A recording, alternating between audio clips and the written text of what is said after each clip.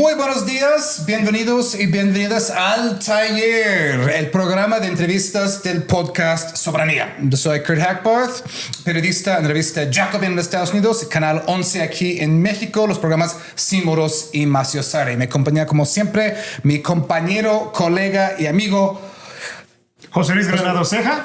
Yo soy el jefe de corresponsalía para América Latina en Dropside News y también presentador en Sin Muros aquí con mi amigo colega Kurt Hackbarth en el canal 11. Y nos acompaña hoy una legisladora que no es cualquier legisladora, Andrea Navarro. Hola. Diputada federal del Distrito 2 de Tepic, Nayarit, fundadora de Morena y entre las primeras 5 afiliadas del partido en Nayarit, para que nadie diga, ¿no?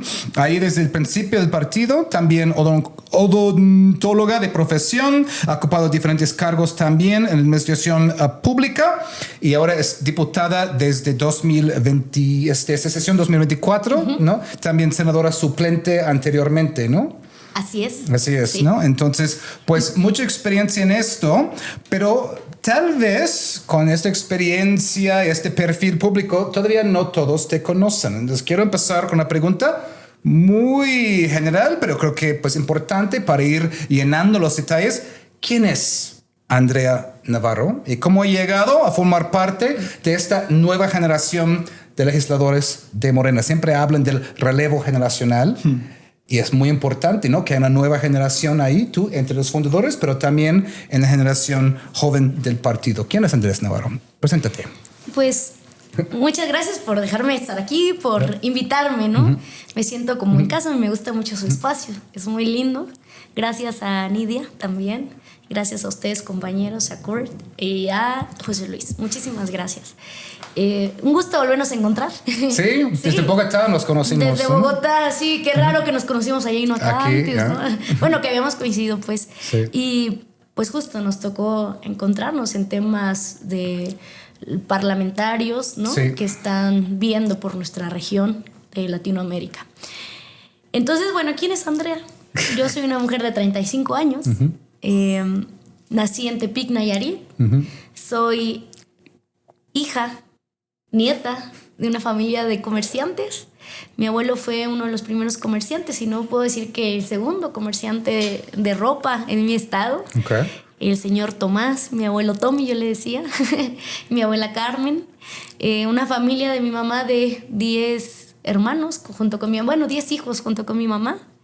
Y bueno, soy una mujer que, no sé, pero mi familia era algo conservadora, mi familia paterna. Hablo siempre de mi familia paterna porque es de quien tengo una referencia, ¿no? Mi familia paterna es de otro estado, no tenía mucha convivencia, entonces mi referencia, mi acompañamiento de crianza lo llevo por mi familia materna. Y bueno, gente que trabaja, que yo tengo eso en mi pensamiento, gente que ha estado en todo momento en solidaridad con la gente de los pueblos, de las comunidades. Mi abuelo, yo recuerdo que tenía una libreta, antes no se utilizaban las tarjetas, ¿no? Para pasar en la terminal, y antes la gente se creía mucho en la palabra. Mi abuelo fiaba porque vendía por mayoreo, y entonces ayudaba a muchas comunidades. Yo me acuerdo cuando mi abuelo falleció que pues cerraron todas las cuadras de los alrededores del lugar donde se le estaba velando. Y yo decía, wow, ¿cómo tanta gente quiere a mi abuelo? Y ahora que soy política, digo, pues no, mi abuelo no era político, mi abuelo era un hombre solidario, ¿no? Un comerciante. Y entonces yo digo, pues quizá esto que hago, de la solidaridad, de la representación con dignidad, con amor, con honestidad, pues viene de mi abuelo y de mi abuela, ¿no? Sí, que es una gran tradición ahí. Sí, entonces familiar. Pues a mí me gusta. Esa es Andrea, una mujer que pues desde que estoy en la secundaria andaba ahí, desde la primaria, porque participé para niña gobernadora. Y luego mi mamá, me acuerdo que tenía que hacer yo como un ensayo, una investigación, no sé cómo se le llama, y me llevó a ver el río, un río que está por las ruinas de Jauja, allá en mi ciudad, y pues yo escribí sobre cómo estaba contaminado, ¿no? Luego ya luego metí en jaque a los maestros porque los chiquillos no llevan el uniforme. Me acuerdo, mi mamá es abogada, ¿no? Y por cierto que ahorita está haciendo su especialidad en amparo.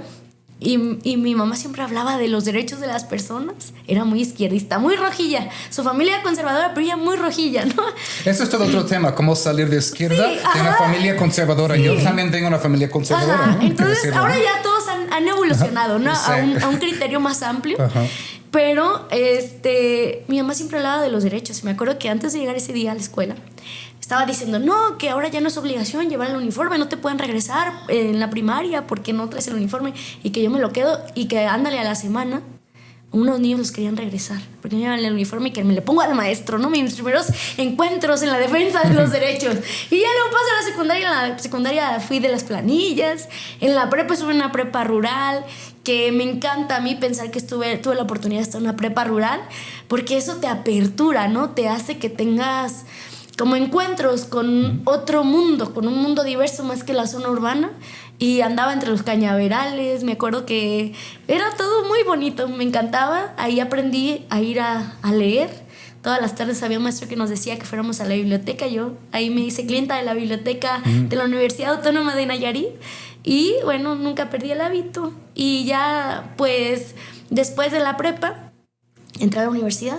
Y ahí pues me metí en la política estudiantil, pero no la del sistema, sino la contraria. Okay. Era del movimiento asambleísta universitario y cuestionábamos al ex rector Juan López Salazar, que ahora está huyendo por un desvío de más de 1,000 millones a la Universidad Autónoma de Nayarit, que sale en el libro de la estafa maestra, ¿no? Entonces, terrible este tipo de servidores públicos. Y bueno, desde ahí estábamos luchando. Llevamos a la universidad, después de más de 20 años que no se llevaba un paro, a paro los estudiantes por la desaparición de los 43 normalistas, que justo celebro que hace unos días se detuvo al exgobernador de Guerrero por estar implicado en la desaparición de los 43 normalistas, ¿no? Porque es un tema, un abuso que marcó a mi generación y que es inexplicable cómo 43 estudiantes pueden desaparecer sin que nadie pueda decir algo al respecto. Entonces, después de 12 años, ¿no? Arrestaron a Aguirre, ¿no? Sí, dijera el senador Noroña que a veces la justicia no llega a tiempo, ¿no? ¿Cómo dice él? Tardo para llegar, ¿no? Sí, ajá, entonces bueno, ya, ahí está. Esa es Andrea y aquí estamos. Conocí a Andrés Manuel en la televisión cuando él estaba diciendo no mentir, no robar y no traicionar al pueblo. Y ahí pues yo me acuerdo que tenía un novio que tenía un papá muy de izquierda. Me acuerdo que él era ferrocarrilero y lo querían obligar a ir a un mitin del PRI. Él dijo no, entonces por eso lo corrieron de su trabajo. Pero me acuerdo que el señor siempre me instruía, me invitaba a que leyera, y ahí fue donde yo empecé a tener mayor criterio, mayor contundencia, y yo le agradezco. Y es así como empiezo a acompañar desde el 2011 a Andrés Manuel López Obrador.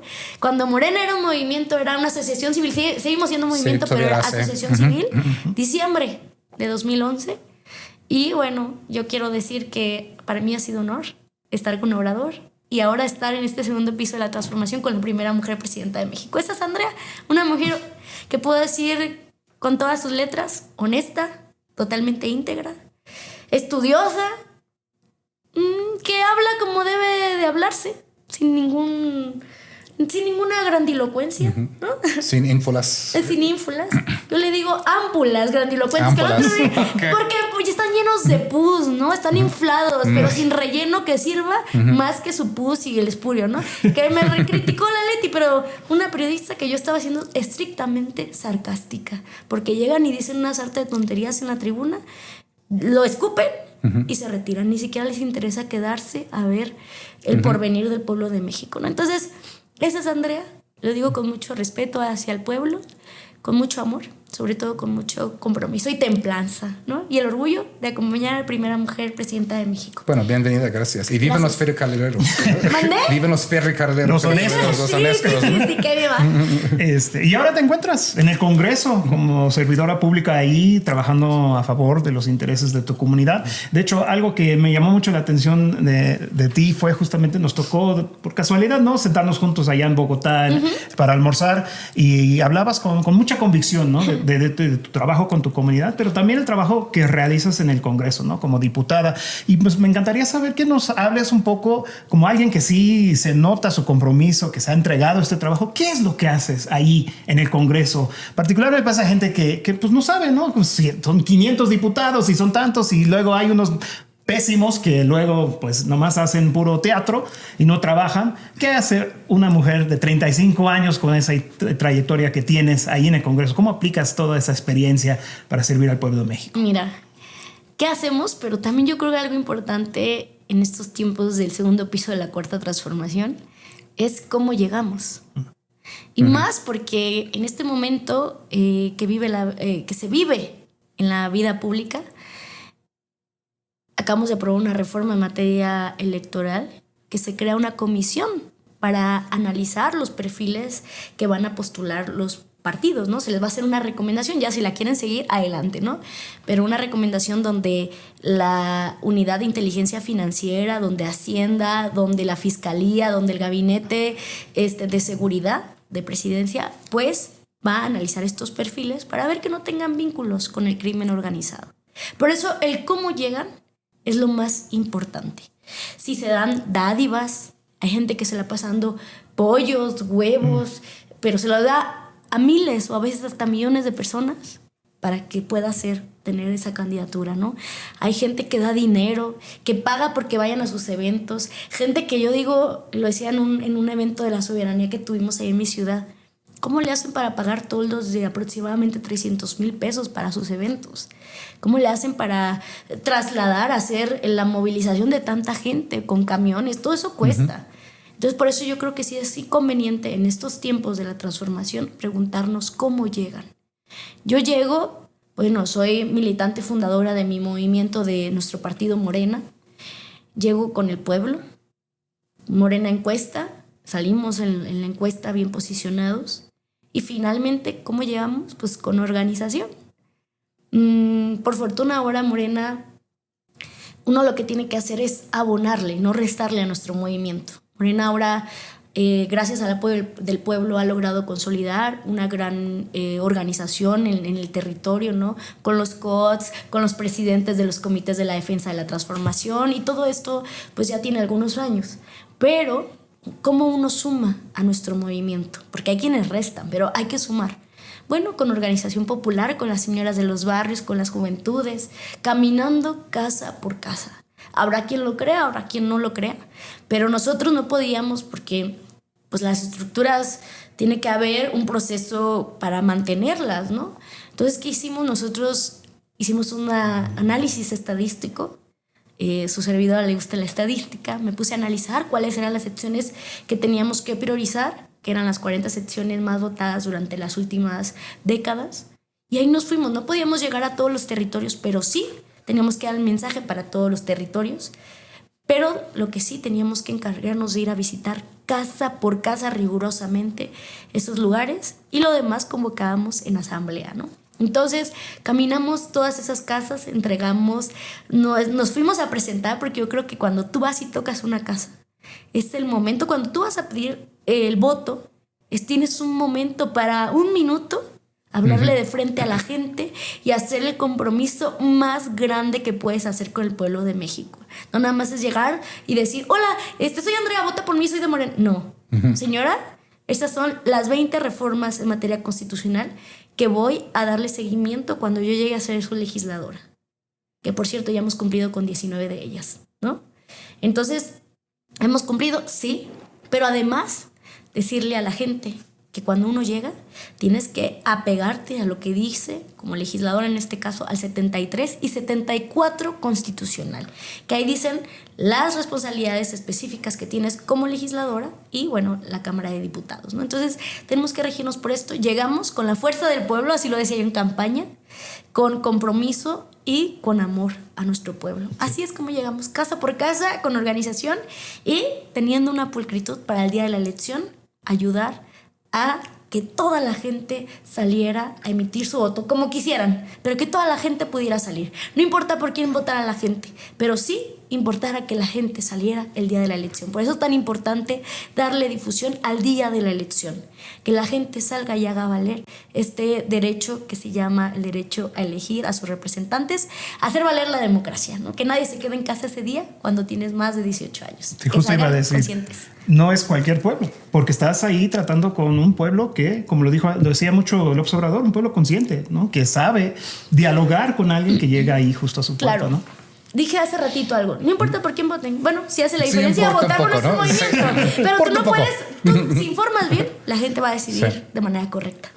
Hablando de este Congreso, este recinto de 500 diputados y 128 senadores, híjole, tiene fama de ser un lugar un tantito machista, ¿eh?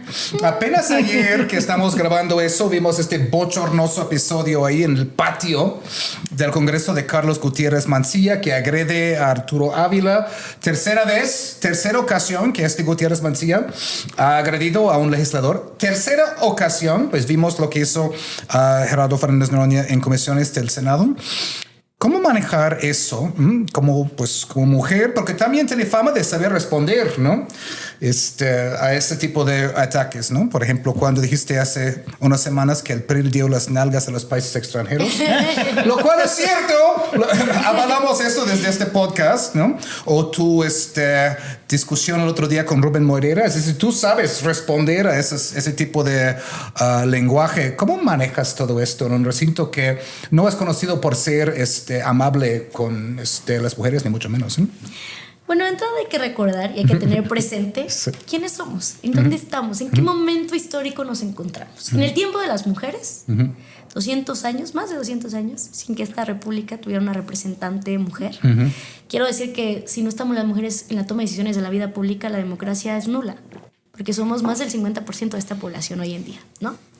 Eso primero, que en el 2024...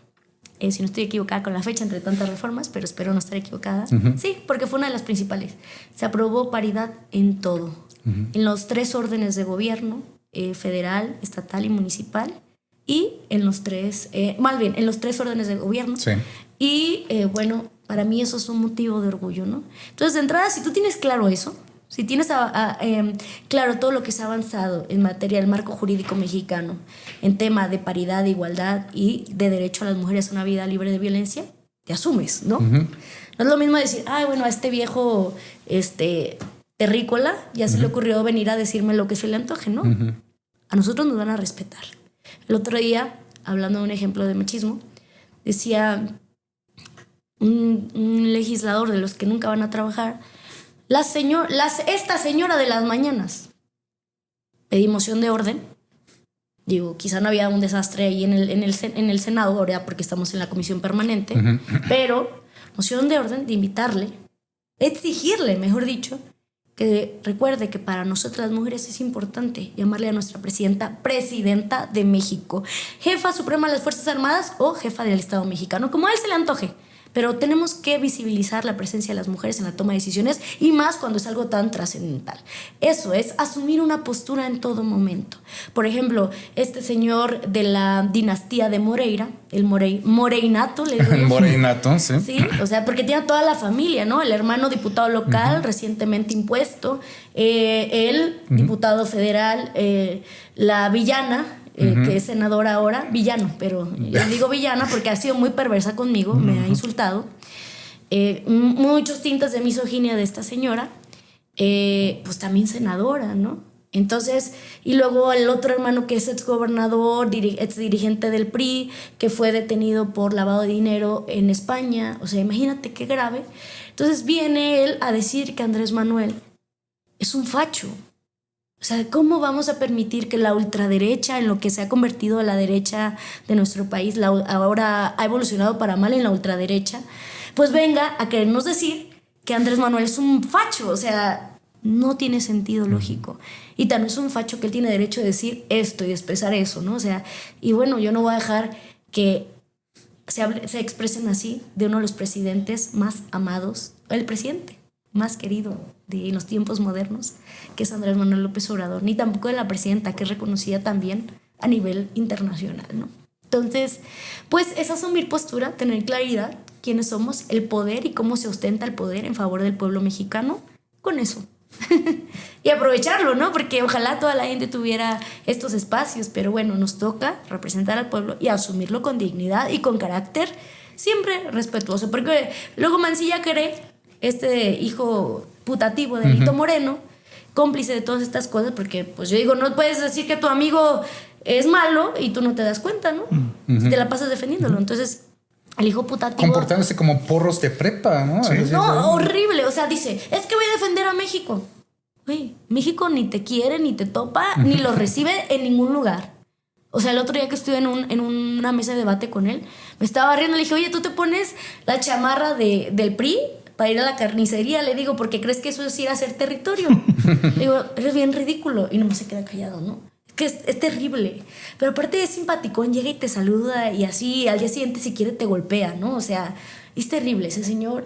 Entonces, claro que no representa a las juventudes, claro que las juventudes de México están en otro nivel intelectual, social y de empatía por el ser humano, ¿no? México es mucho pueblo. Lo que creo que es importante entender, cuando uno está ahí en el podio dando un discurso, no solamente que des tu discurso, ahí están abajo intentando a despistarte, ¿no? Te gritan, sí. te insultan, intentan No hacer llevan sus pancartas. hacen lo que llamamos en inglés heckling, ¿no? Sí. Están intentando hacer todo para confundirte, aturdirte mientras tú estás dando tu discurso, ¿no? Sí, fíjate que el otro día me pasó, fui nota nacional, ahí le pido una disculpa al pueblo de México por mi atención dispersa y dislexia. Pero eso pasa y yo soy una persona común y corriente con un encargo de mucha responsabilidad, pero puedo equivocarme, ¿no? Mientras no robe, yo creo que una equivocación que se puede, ¿cómo se dice?, corregir, pues no pasa nada, ¿no? Estaba yo dando mi posicionamiento. ¿Te acuerdas qué ley era? Que lo que estábamos debatiendo era... ¿Se acuerdan? Bueno, ahorita yo me acuerdo. Pero quería yo hablar de cómo en mi estado había personajes tan oscuros del prismo, ¿no? Roberto Sandoval, que hoy se encuentra encarcelado por enriquecimiento ilícito y que estaba en contubernio con Duarte, ¿no? Parte del nuevo PRI, de la época de Peña. PRI, exacto. Ajá.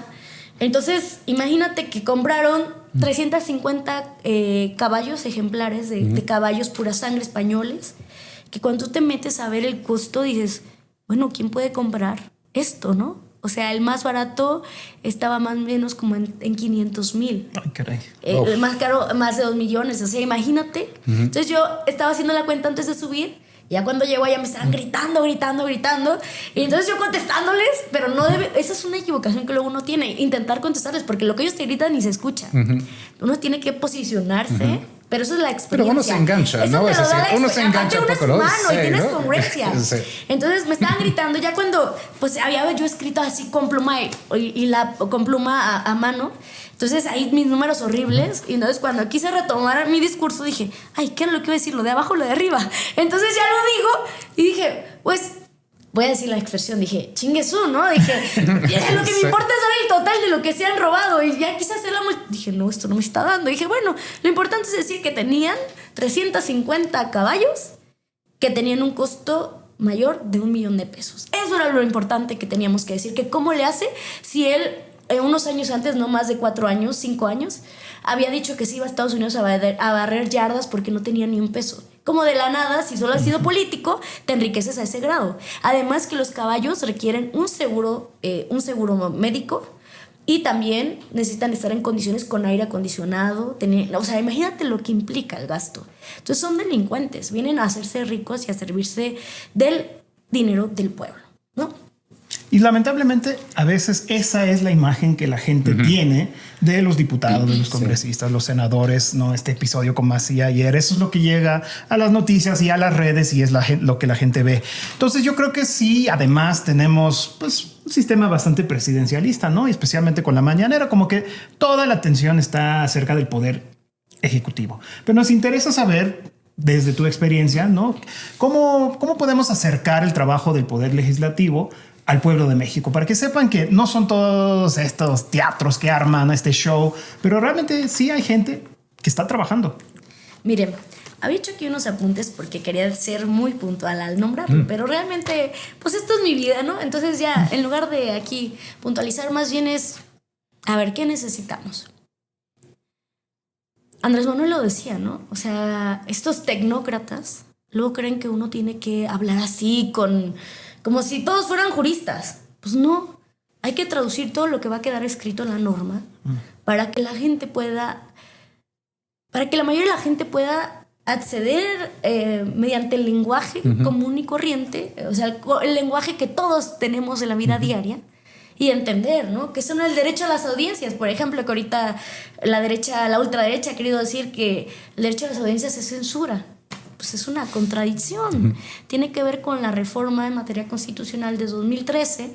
Ellos mismos se aprobaron en materia, pues, de este derecho a tener información clara, oportuna, ¿no? Entonces, pues nada tiene que ver con censura. Al contrario, es regular a las radiodifusoras y telecomunicaciones para que nos digan cuando algo es noticia, cuando algo es publicidad, que tengan un código de ética y que pongan un representante de las audiencias para cuando se les esté agraviando o desinformando, la gente pueda poner sus quejas y puedan dar trámite, ¿no?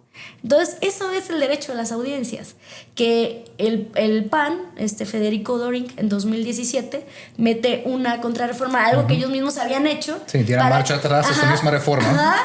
Sí, que para limitar este derecho a las audiencias, y la Suprema Corte de Justicia de la Nación en el 2022 se las echa para atrás. La vieja Suprema Corte, no la de ahora. La de ellos, ¿no? que estaba ahí manipulada por ellos, y bueno, pues se las echa para atrás y hoy finalmente, en 2025, finalmente volvemos a nosotros como diputados del pueblo a darle trámite para que se garantice el derecho a las audiencias, y hoy por hoy la Comisión Reguladora en materia de radiodifusión y telecomunicaciones y radiodifusión está pues llevando a cabo esta consulta de los lineamientos de derecho de las audiencias, y que ellos han dicho, el otro día la Xochitl Gálvez dice, descubrimos que quien está atrás de todo esto es la comisión que les pertenece. Señora, o sea, pónganse a leer la ley. En la ley viene de manera muy específica, ahí dice claramente quién le corresponde llevar a cabo esta consulta de los lineamientos es a la comisión. Ya. ¿Qué descubrieron? Que sean ignorantes y que no se pongan a hacer la chamba es otra cosa. No descubrieron nada. Claro que sí, ¿no? Y tú además eres conocida como una legisladora con una fuerte conexión con tu distrito, ¿no? Porque pues el Congreso tiene sus sesiones, pero tiene largos periodos entre sesiones donde se supone que todos deben estar en sus distritos, trabajando en sus distritos. Algo que no todos hacen, ¿no? Pero tú estás involucrada desde ferias de libro hasta el bacheo, hasta muchas cosas ahí que pues no todos, ¿no? Háblanos entonces de esa tarea de ser diputada de distrito, porque no todo es congreso, recinto, podio, discurso. También debe haber un fuerte trabajo de vinculación con el distrito. Háblanos de esa parte. Bien, mira, yo creo que lo primerito, me gusta siempre decirlo así, lo primerito es cumplir con la norma constitucional, ¿no? Legislar en bien del pueblo, que ahorita llevamos 49 reformas en materia constitucional. Por cierto, que cuando decías lo de que les dije de dar las nalgas, que habían dado las nalgas, que espero mi mamá no se enoje nuevamente porque me regañó. Pero bueno, estábamos hablando del no injerencismo, de una reforma que se estaba haciendo la declaratoria de constitucional, y que cuando se estaba llevando a cabo la declaratoria de la espalda a la mesa directiva. Físicamente dieron la espalda. Sí, y además quedaron sobre las mesas que están en los escaños. A mí eso me parece muy corriente, ¿no? O sea, yo creo que el recinto del Pleno, del Senado, de la Cámara de Diputados es un lugar de sumo respeto. O sea, ahí está constituido el soberano. Este contexto es importante porque te criticaron por decir eso de las nalgas sin dar el contexto de lo que estaban haciendo ellos desde abajo, ¿no? Pero imagínate que se estaba agregando un motivo más, una razón más para impugnar el proceso electoral por injerencismo. Cuando estamos en riesgo, nuestra región latinoamericana ha estado en riesgo, y vemos lo que pasa cuando llegan los gobiernos con intereses extranjeros, que son los grandes capitales que hacen guerra, nomás que ahora ya no se le llama guerra, ¿verdad? Pero son guerra porque todos los muertos que ha generado el gobierno de Israel, ¿no? Todo lo que ha generado, pues las detonaciones estas que hubo en Venezuela, ¿no? O sea, todo el daño que hace, ahora el bloqueo que hay en Cuba por el gobierno de Estados Unidos, que le llaman dictadura, pero ¿cómo se le llama a alguien que intenta matar de hambre a un pueblo entero? ¿No? O sea, es terrible. Entonces las cosas como se les debe llamar, y estos son unos entreguistas, y si le tengo que hablar con amor y me quieren obligarles a hablar con amor, no les voy a hablar con amor, les voy a hablar con claridad, con palabras llanas y con lo que el pueblo siente. No podemos permitir que sigan los intentos de entreguismo de nuestra soberanía, y eso está plasmado. Los pueblos tenemos autodeterminación, tenemos una soberanía y tenemos que actuar bajo el orden de la diplomacia, ¿no? Del respeto al derecho ajeno de los pueblos. Entonces, yo creo que no podemos seguir tolerando esto y hay que exhibirlos, hay que llamarles como lo que son. A ellos se les hace fácil llamarnos narcogobierno. Bueno, nos estamos descubriendo últimamente y nos llamaban guachicoleros, no los acabamos de descubrir. Más de 4,000 millones de desvío, o sea, más bien de daños a la hacienda pública con su huachicol fiscal que introducen petrolíferos sin pagar a la hacienda pública, ¿no? No lo sacamos. 4,000 millones y medio de pesos en Imagínate, o sea, fiscal, es ¿no? una cosa terrible. Entonces, pues claro, hay que estar en el debate, hay que estar escribiendo, porque vamos al territorio y según lo que la gente requiere es lo que se escribe, no son ocurrencias de uno. Háblanos de este vínculo. Ok, ahí voy. Por ejemplo, hace unos días en mi estado se les dejó de pagar la nómina a los trabajadores del estado. Digo, no sé por qué razón. Tenemos un gobierno estatal de Morena, pero para eso servimos los legisladores, para acompañar desde otro poder, para estar en la supervisión, ¿no? A mí me toca la coordinación con la Auditoría Superior de la Federación. No se les pagaba. Yo comencé a ver que... ¿Todos los trabajadores estatales? De estatales, los basificados. Los basificados. Ajá, entonces no se les pagaba.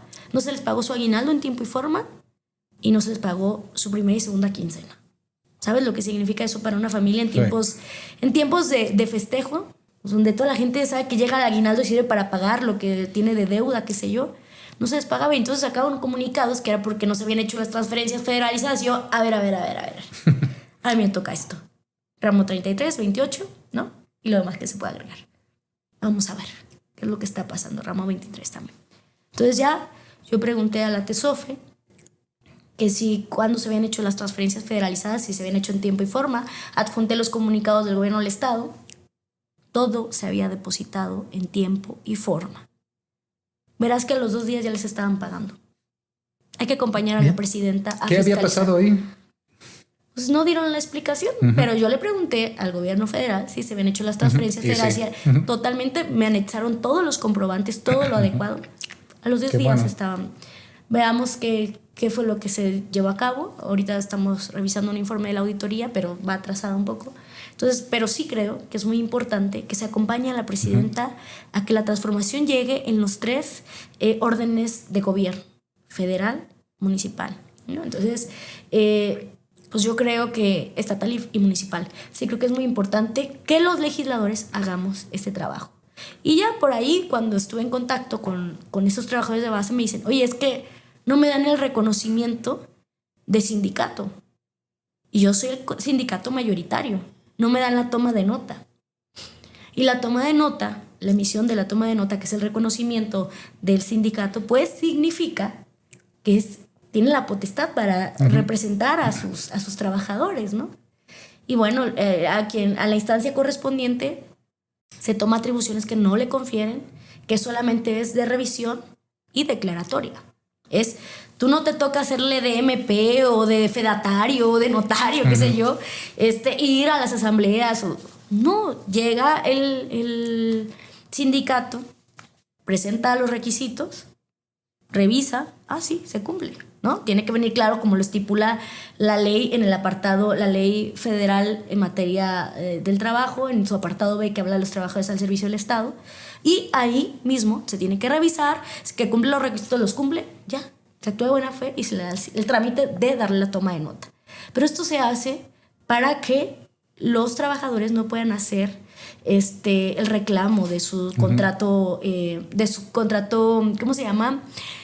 Colectivo laboral. Entonces, creo que es muy importante. Realizamos una propuesta de iniciativa de ley a partir de esa situación, que eso es algo que la Suprema Corte de Justicia de la Nación ha emitido recomendaciones para que se legisle la materia, ¿no? Entonces sí, creo que es muy importante que se siga trabajando en la materia. Eso, por ejemplo, es una de esas iniciativas que salen de las necesidades sociales. Hoy mismo, pues que nosotros estamos trabajando tan de cerca con los pueblos originarios, que yo me siento muy agradecida con ellos porque me dieron su confianza. Mi campaña inició en una comunidad de pueblos indígenas de mi ciudad, de Tepic, Nayarit, más bien de los alrededores de Tepic, del municipio.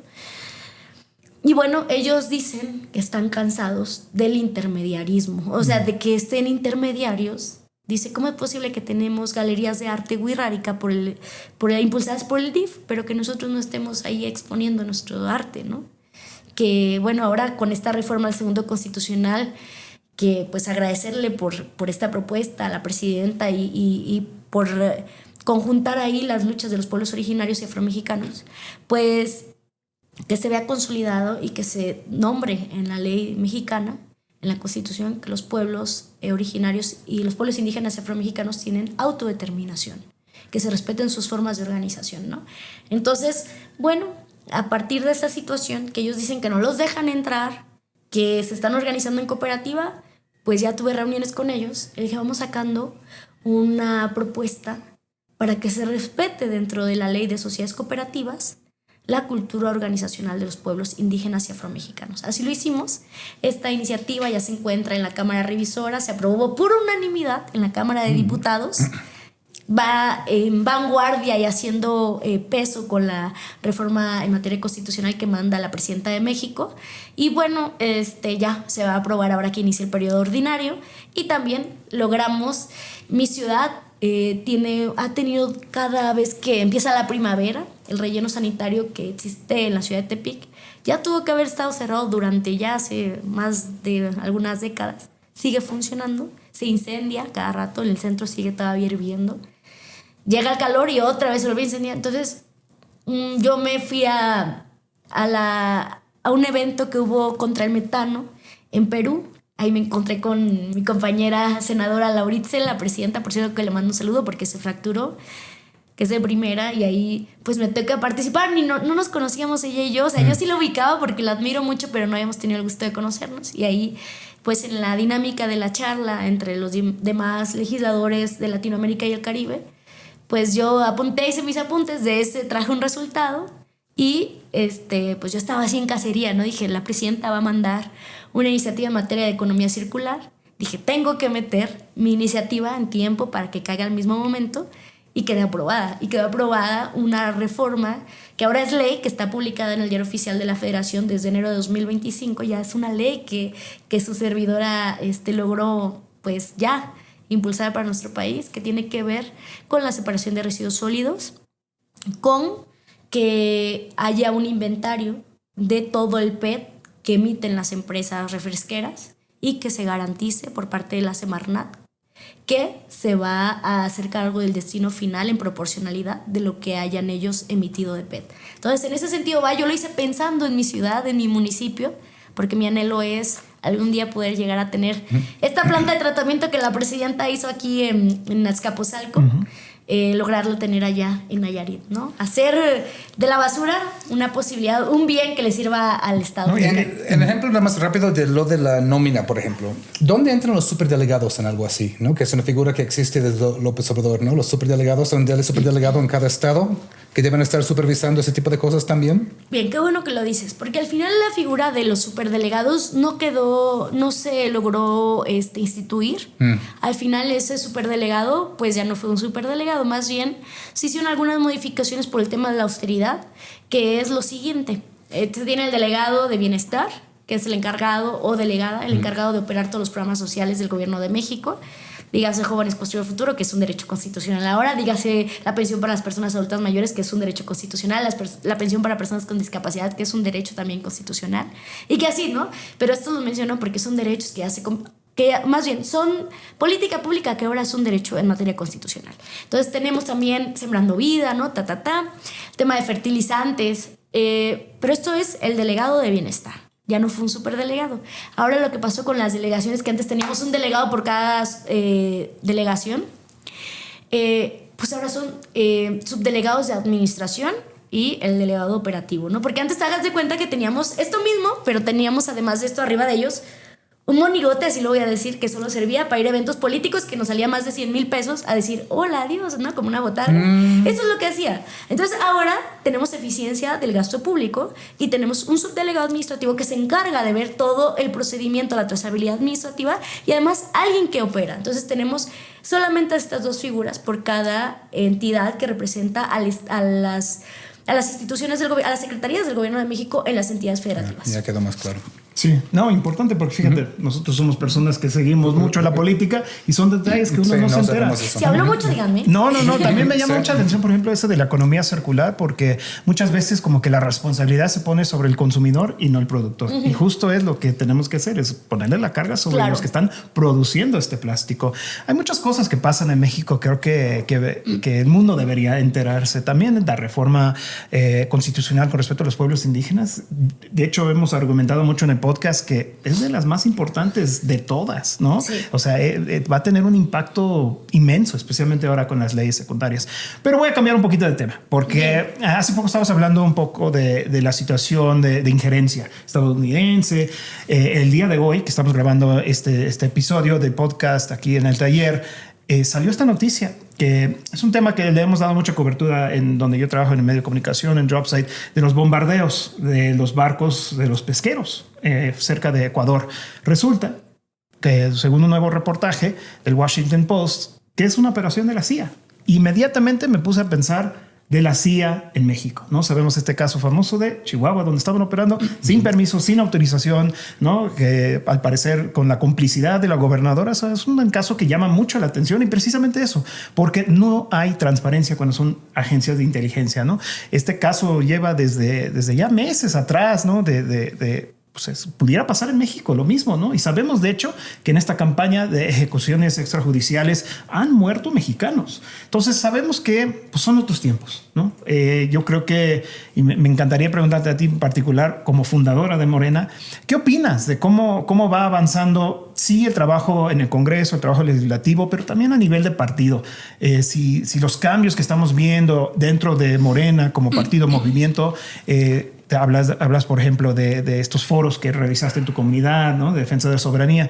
¿Qué opinas de eso? Si es suficiente o qué más hace falta para enfrentar la realidad política internacional que tenemos delante de nosotros, particularmente aquí en nuestra región de América Latina.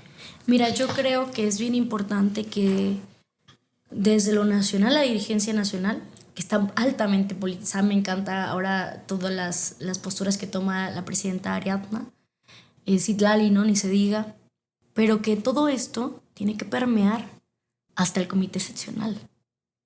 O sea, por ejemplo, yo lo digo con mucho respeto, no sé si estoy diciendo algo de más, pero a mí de pronto sí me preocupa que en mi estado, en temas tan importantes en la coyuntura geopolítica, o sea, por ejemplo, estábamos hablando de que, esto de Maru, que se tiene que debatir, ¿qué es la soberanía? ¿Cómo se vive la soberanía? ¿A través de quién se vive la soberanía? ¿Quién es el soberano, no? Las reformas en materia constitucional, todo lo que está sucediendo, y que de pronto yo veo que llamen al partido para todo, menos para tener un diálogo y un debate en los temas que nos interesan a todas y a todos, porque los partidos políticos son justo eso, todo lo que se tiene que debatir de la vida pública. Además, tienen un presupuesto público, y por eso hay una responsabilidad. Entonces, sí, a mí me sorprende que de pronto está pasando cosas muy importantes y que no tenemos este diálogo que debe ser transversal y horizontal. Porque debe de atravesar por todos lados, ¿no? Federación, los estados y los municipios y localidades, todos lados. Y horizontal porque debe de ser de iguales. Y que ahí nada más estén llamándome en mi estado. Bueno, están llamando a la gente para dar clases de cómo poner uñas. O sea, no está mal, porque son oficios, lo que sea. Pero ¿y cuándo van a decirle a las mujeres de frente? Oye, toma las riendas de la vida pública de tu país. Eso es lo que tenemos que incitar. ¿Cómo detonamos que las mujeres se metan en la participación de la vida pública de nuestro país?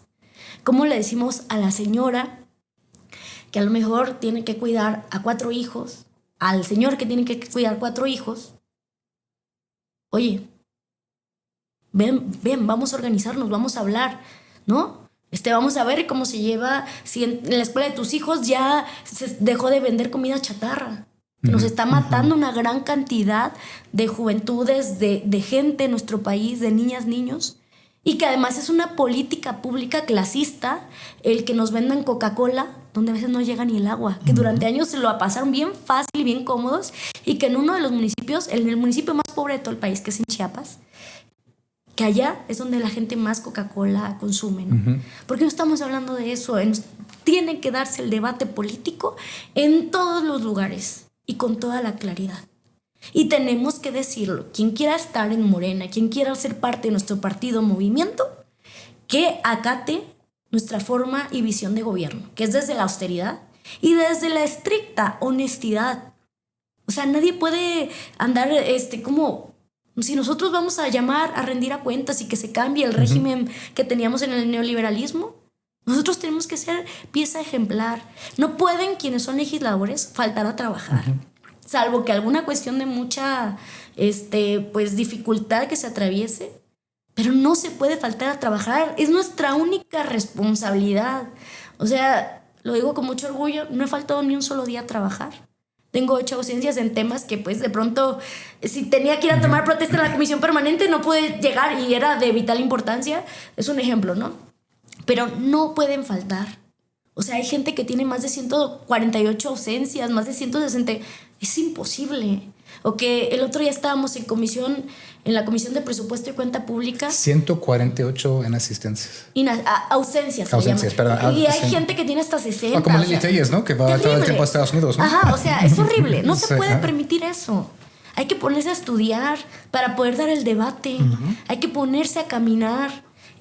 Si tú vas con la gente ahorita, lo que te decía el bacheo, me dicen de pronto a mí cosas, la gente me pide porque de pronto no es tan claro. En los tiempos del PRI, tengo entendido lo que me cuenta la gente del Congreso, que les daban, antes de que llegara la Cuarta Transformación, creo que 10 millones a cada diputado, imagínate. Pues claro, por eso hacían obra y no sé qué tantas cochinadas, ¿no? O sea, que ni son sus atribuciones. La gente se quedó pensando que qué obra iba a hacer el legislador, pero eso le toca al Ejecutivo. Pero la gente de pronto llega conmigo y me dice, oiga, ayúdenos porque tenemos 3 años pidiendo esta gestión y no nos llega. Bueno, yo acabo de entrar a una reunión con Capufe, me escuché que había fresado asfáltico y que, déjenlo solicito, y ya, que es lo que andamos haciendo ahorita, gestioné el fresado asfáltico. Y nada más me toca comprar la emulsión. Le dije a la gente, a ver, yo no tengo dinero para esto, pero vamos a ponernos de acuerdo. Ponemos un chalán, o sea, un albañil en cada brigada, 2 brigadas, y vamos a hacer este trabajo en equipo, en pueblo, ¿no? Organizado. Y ya, así es como andamos tapando, nos informamos técnicamente y aparte los albañiles nos están asesorando y ya, no hay que esperar. Eso lo podemos hacer, no sale muy caro ni nada, o sea, se puede pagar con mi salario, la maquinaria y esto. Ayudemos, ¿no? Es como, me recuerda mucho esta actividad a la escuela es nuestra, ¿no? O sea, o a la clínica es nuestra, el pueblo se organiza y el pueblo actúa, se le da el dinero y ya. O las carreteras artesanales en Oaxaca. Claro, ¿no? O sea, hay que ver cómo los caminos artesanales. Y hay que acompañar al pueblo, ¿no? Quiero dar seguimiento a la pregunta de José Luis porque me parece muy importante, ¿no? Ahora tenemos pues un avance bárbaro, la ultraderecha, bueno, en todo el mundo, pero sobre todo en el cono sur, ¿no? Estamos hablando de Argentina con Milei, estamos hablando de Perú con Fujimori, ¿no? Estamos hablando de Colombia con Del Espriella. Nosotros nos conocimos en Colombia poco antes de esas elecciones y creo que la gente estaba muy optimista en ese momento y tal vez no vislumbraba lo que habría de pasar en cuestión de meses, ¿no? Vemos a Estados Unidos amenazando en Brasil con aranceles y quieren meter gente del Departamento de Estado que Lula rechazó, ¿no? Estamos viendo pues básicamente una dictadura en Ecuador ahí de Noboa, lo que pasó en Honduras donde liberan a un narcotraficante que es Juan Manuel Méndez y lo insertan en el país, ¿no? Es decir, ¿tú crees que Morena está haciendo lo suficiente para tender puentes con otras fuerzas progresistas en la región, dada la urgencia del caso? ¿O hay un poco una idea de suficiencia de que eso no puede pasar aquí? No, yo creo que nuestro movimiento, creo que el gobierno de México de la Cuarta Transformación tiene claridad que pues existe un riesgo latente, pero justo lo dice la presidenta, ¿no? Nosotros tenemos el humanismo mexicano que nos da esta raíz. Voy a sonar muy romántica, pero sí creo que ante esta situación que pasa en Latinoamérica, si tenemos que hablar de la situación, Brasil y México son el faro, ¿no? Ante este intervencionismo y que tenemos que verlo de manera estratégica como lo ven estas personas invasoras, los piratas de las épocas modernas, que es Honduras para Estados Unidos. Ahí tiene su base militar más grande, ¿no? que es Chile, Venezuela, ¿no? Venezuela, la reserva más grande de petróleo. El triángulo de litio, ¿no? También. Entonces, y en temas de territorio, México y Brasil, pues significan mucho en temas de población. Entonces creo que sí necesitamos todavía seguir trazando más vínculos de solidaridad, seguir trabajando con los diputados, legisladores de toda la región y también de Estados Unidos, porque tenemos que saber que el tema de Estados Unidos no es el pueblo, es el gobierno que ahora se ha comportado de manera tan errática, tan violenta, ¿no? Tan autoritaria y sin respeto a las soberanías. Entonces sí, pensar que pueden existir otras opciones, llamar a la gente de Estados Unidos para que en estos próximos comicios tome decisiones de acuerdo a lo que está pasando en todo lo que es nuestro continente. Porque creo yo que el más grande ejemplo es Priella, ¿no? Cómo se está comportando hoy ante esta situación que está pasando el pueblo de Colombia, que no está aceptando la solidaridad de otros pueblos, que ya lo decíamos al inicio, ¿no? Cómo sale como si estuviera en un programa de televisión, ¿no? Muy fashionable, sí. Antes de ponerse en el lugar de la otredad. Como este señor, Milei, parece un artista, un rockstar antes que un gobernante. Como tenemos... Un rockstar muy venido a menos. Sí, terrible. ¿No? Sí. Como tenemos a ¿cómo se llama? El gobernante de Honduras, que apoyado por un narcotraficante que llevaba 400 toneladas de cocaína y que tuvo una sentencia en Estados Unidos, y de pronto sale el presidente de Estados Unidos a decir, fueron muy duros con él. No, y faltó que fueran más duros porque nos envenenan a los jóvenes, porque nos están llevando a las juventudes a que sean dependientes de las sustancias psicoactivas, que digo, las personas son libres, pero que al final estas consumo de sustancias psicoactivas como cocaína, que generan muertes, que generan desapariciones, que generan todo lo ilícito en temas de venta de armas, ¿no? Y que generan la prostitución, o sea, hacer que las mujeres queden atrapadas en todo esto y que las someten, y que no vamos a seguir permitiendo este tipo de actuaciones desde los gobiernos. Nosotros vamos a cuidar a nuestra tierra. Ya lo decía Bonfield, ¿no? En su libro del México Profundo, que lo menciona Andrés Manuel en su último libro de Grandeza. Pues tenemos que ir al México profundo, tenemos que ir a hablar con el pueblo, que el pueblo es sumamente inteligente. Yo en la gasolina, donde sea que voy, le pregunto, oiga, ¿usted qué piensa de esto? No, pues está muy bien como lo hace la presidenta. No, pues estamos con la presidenta. Entonces tenemos que seguir informando, estando atentos y sobre todo entendiéndonos como un pueblo soberano, amándonos, solidarizándonos y viendo a Latinoamérica como un solo pueblo. Eso es lo más importante. Pues muchas gracias, Andrea.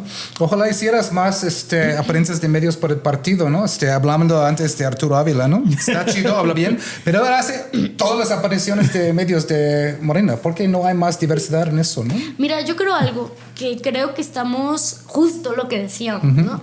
Creo que todo está focalizado a los medios nacionales. Y por ejemplo, corporativos, los de siempre. Terrible, pero por ejemplo, allá en los estados de las entidades están ahí también acaparados por quien paga. Sí, y es muy extraño, a veces hay fuego amigo. O sea, lo digo en mi caso, que yo salgo a defender nuestro proyecto de nación, el proyecto de la Cuarta Transformación, a la presidenta de México, al pueblo de México, y resulta que los medios, que luego uno buscan transparencia, que cobran y que tienen convenio con el gobierno del estado de Nayarit, pues resulta que son los que le pegan luego a los servidores. Entonces, digo, yo respeto la libertad de expresión, pero casualmente hablan muy bien del Ejecutivo Estatal, pero no tienen o sea, desvirtúan todo, parece que son, o sea, el día no hablaron de la ley sobre prevenir el injerencismo, ¿no? Sobre esta reforma constitucional, solamente dijeron lo de las nalgas. Uy, ahí me trajeron, pero como trapo, no hicieron la petición conmigo. Pero mira, ellos tienen su perspectiva. Pero no hablaron de la sustancia del asunto, exacto, ¿no? Es lo más extraño, yo no entiendo. Entonces sí creo que es importante que estas vocerías se den también en los estados y en los municipios, ¿no? Sí, claro. Y bueno, aquí nosotros haciendo nuestro pequeño esfuerzo, nuestro granito de arena para aportar un poco aquí al debate público. Y siempre regalamos a nuestros invitados algo directamente en nuestro taller. Que ver aquí taller atrás. aquí de encuadernación y restauración del libro. Vivan los oficios. Muchas gracias por venir. Espero que puedas regresar, Gracias. informarnos. Oye, ¿viene el desafuero de Alito, sí o no? Mira, desde el julio de 2025 lo ingresa la Fiscalía Anticorrupción de Campeche. Y bueno, yo le quiero preguntar si tienen mucho trabajo los de la comisión que lleva la comisión instructora de la Cámara de Diputados. Yo les quiero preguntar si han tenido mucho trabajo, ¿no? Porque ahorita creo que es la única que está formada. Pues ya es suficiente motivos por todos los vínculos tan perversos que tiene enriquecimiento y listo. Órale, ya. Hay que actuar y vámonos, ¿no? Hay que desaforar a este sujeto que además dicen las encuestas que es el menos confiable, de los políticos menos confiables de este país, y que nos diga cómo tiene una casa de 300 millones que podría significar más de 300 casas de las que ahora tenemos en la política pública del gobierno de México. Y que nos explique dónde sacó tanto dinero y todos sus gustitos, ¿no? Un Cadillac como bar. Sí, yo hago esa pregunta siempre. Qué vergüenza. ¿Cómo es posible, no? Pero ojalá tomen acciones al Yo respecto, impulso ¿no? porque sí, ya, que se vayan. Que se vayan ya, Mancilla ¿no? también por porro. Mancilla, por favor, ya por porro, ya, Sí. que se quite, ¿no? Bueno, muchas gracias por acompañarnos en el taller. Muchas gracias. Andrea. Nos vemos en el siguiente episodio. Recordamos a esos políticos hipócritas e irresponsables que México es un país independiente y libre, no una colonia ni un protectorado de Estados Unidos.